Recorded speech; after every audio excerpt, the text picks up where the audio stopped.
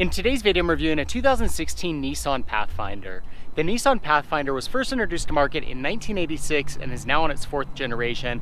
This is the fourth generation model that's been in production since 2013. There's nothing too exciting about the exterior styling of the Pathfinder. It has a pretty clean, simple, and conservative overall look to it.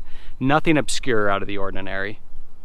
And really the goal with this fourth generation model of the Pathfinder was to take the vehicle from being kind of an obscure niche vehicle to being one of the mainstream players within the segment. And the styling on the Pathfinder has done that very well. It could easily be mistaken for a Toyota Highlander. Looking back on prior generations of the Pathfinder, they were much more boxy and rugged looking, and you don't really get that with this vehicle. It's much more of a family hauler intended to sell in those high sales volumes. Interestingly enough, the Pathfinder originated as a body-on-frame construction for the first generation. For the second generation, it became a unibody.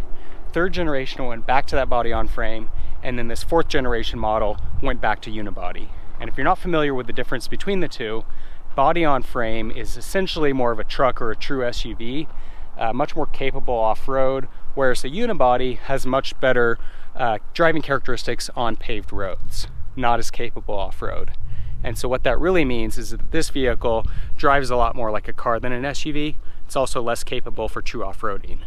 But to be honest, most people with a Pathfinder aren't going to be looking to take them off-road, so that's not an issue. You'll see that it's got a pretty clean overall look to it, just a few touches that give it a little bit of character. It's got those chrome door handles, nice little body molding along the bottom of the doors, pretty attractive wheels. Another chrome strip on the back bumper, as well as up above that license plate. Nice modern tail lights, all done very tastefully. Again, nothing too exciting or dramatic about the styling on the vehicle. It has a very clean finished look to it. And then coming up to the front, it's got a nice clean front end as well. Nice headlight design, and then some chrome accents on that front grille. Also got those fog lights on the lower bumper, as well as chrome strip down below. All comes together very nicely. The Pathfinder is available in 4 different trim packages, starting off with the base S package, the SV, SL, and then the top of the line Platinum trim. The base price for a 2016 Pathfinder was $28,000 when it was new. It's also worth noting that the Pathfinder is a sibling to the Infiniti JX35. So with the Infiniti lineup, it's the luxury lineup of Nissan. So with that, you get some added luxury features, and then it's got a little bit more futuristic modern styling than you get with the Pathfinder. Personally, I like the more conservative look that you get with the Pathfinder. Also see that we've got some side rails up top.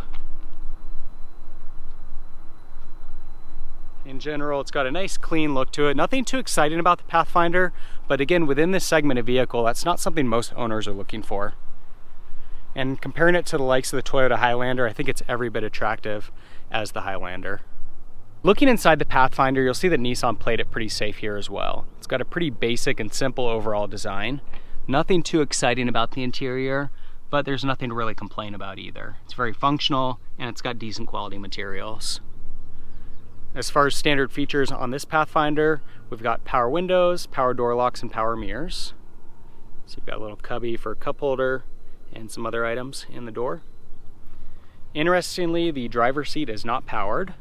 Personally, I don't mind that because it's one less thing that'll break, but a lot of people insist that that's a necessity in their vehicle. On this lower panel, we've got a tow mode. So that will adjust the shifts of the transmission if you're towing. Also have the ability to turn off traction control. On the steering wheel, we have controls for audio and cruise control. Center console is a little bit deceiving because this looks like a large screen that would dual as a navigation and backup camera, but it's not. It's an LCD screen for the audio system. So it basically just has a large text. I imagine if you get into higher trim level packages that it would have navigation and backup in that screen. We've got tri-zone climate control, so front driver, front passenger, and then the rear of the vehicle each have their own zones. Of course, it has heat and air conditioning. We've got CD player, AM/FM radio. You'll see that we've got the little dial here for the four-wheel drive. So the Pathfinder is available in either front-wheel drive or four-wheel drive. You can see that with this rotary dial that you can put in two-wheel drive, auto four-wheel drive, or full four-wheel drive that's locked in place. And then it's also got hill descent control. Nice large center console here, two levers that we can pull, and it's got two compartments. So that's the larger compartment and then upper compartment. We've got cup holders. Up top here we've got a little container for sunglasses and then reading lights.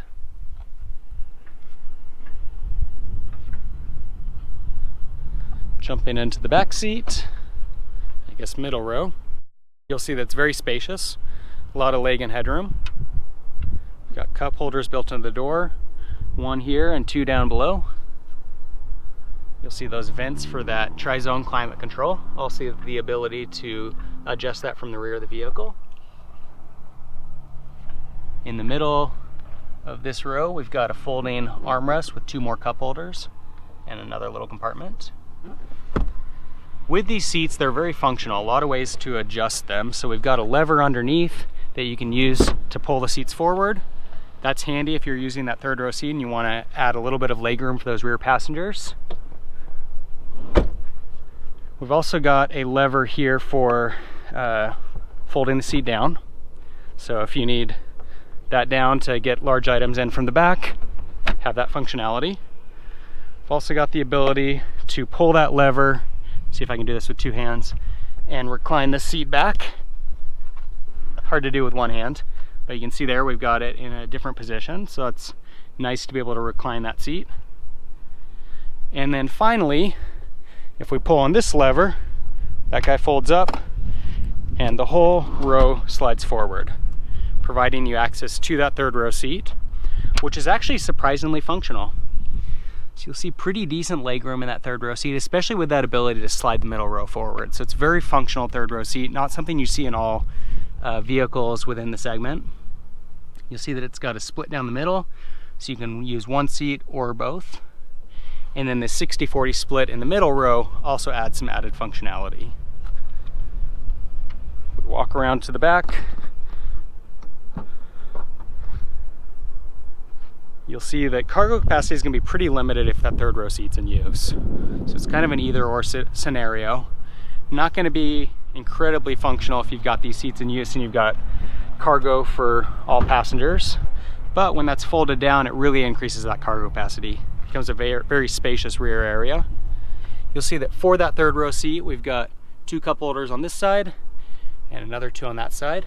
Also got some vents built into the sidewall. So it really helps with climate control in the back of the vehicle, especially with no windows back here. And then you'll see that we've also got a 12-volt outlet built into the side. As I mentioned, the Pathfinder is available in front-wheel drive or all-wheel drive, and they make it very simple with engine offerings, as there's only one 3.5-liter six-cylinder. It's got 260 horsepower and 240 pound-feet of torque. That's paired to a CVT automatic transmission. In front-wheel drive configuration, the EPA rating is 20 miles per gallon in the city and 27 on the highway. With four-wheel drive, that's 19 in the city and 26 on the highway. Tow capacity on the Pathfinder is 5,000 pounds. So driving the Pathfinder, it's really par for the course. What we saw with the exterior styling and the interior design of the vehicle is that there's nothing that exciting about the Pathfinder, but it's all very functional, it's very practical, and there's nothing to complain about. And the driving experience is exactly the same. It's a very competent vehicle, it's very quiet, very smooth, very comfortable, decent fuel economy and plenty of power, but it doesn't have a lot of character. And so it does all things very well, it just isn't that exciting. But again, within this classification of vehicle, most people that are looking to get into a crossover vehicle with a third row seat don't care about the character of the vehicle. They want something that is going to be practical, reliable, comfortable, and the Pathfinder does all of those very well. I would say that it is perfectly capable as any other third row crossover vehicle within the segment. So that's a review of the 2016 Nissan Pathfinder. Overall, really nice SUV and definitely a worthy contender if you're looking to get into a crossover SUV with a third row seat. It's not as popular as some of the other competition within the segment, looking at the Ford Explorer, the Toyota Highlander, the Honda Pilot, But with that obscurity, the Pathfinder is also a really good value on the used car market. Definitely worth your consideration, and it really is a nice SUV overall. If you have any comments or questions on the Pathfinder, leave them in the section below. For more car reviews, subscribe to my channel. In the meantime, thanks for watching.